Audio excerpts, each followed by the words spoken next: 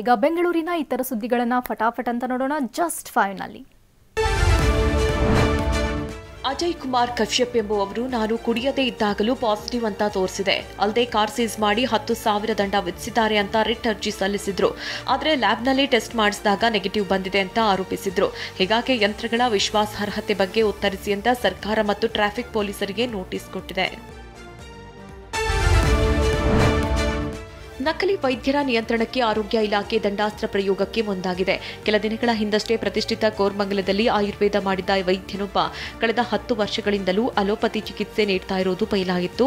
ಈ ಬಗ್ಗೆ ಟಿವಿ9 ವರದಿ ಮಾಡಿತ್ತು. ಈ ವರದಿ ಬಳಿಕ ಎಚ್ಚೆತ್ತಿರುವ ಇಲಾಖೆ ಕಾಯ್ದೆಯನ್ನ ಉಲ್ಲಂಘಿಸಿದವರಿಗೆ ಹೆಚ್ಚು ಮೊತ್ತದ ದಂಡ ವಿಧಿಸಲು ರೂಲ್ಸ್ ಜಾರಿಗೆ ತಂದಿದೆ. ಡಿಸಿ ಹಂತದಲ್ಲಿ ಈ ಬಗ್ಗೆ ತಂಡ ರಚಿಸಿದ್ದು ವೈದ್ಯರ ಹಾವಳಿ ತಡೆಯಲು ಮುಂದಾಗಿದೆ. ಸುತ್ತಲೂ ರಕ್ತಚಂದನದ ತುಂಡುಗಳಿಂದ ತುಂಬಿದ ಕೋಟೆ ಎನ್ನುವಂತೆ ಸೆಟ್ ಹಾಕಲಾಗಿದ್ದು ಅಲ್ಲು ಅರ್ಜುನ್ ಸೀರೆಯುಟ್ಟು ಕುಣಿಯುವ ಗಂಗಮ್ಮ ದೇವಿ ಪ್ರತಿಮೆ ನಿರ್ಮಿಸಲಾಗಿದೆ.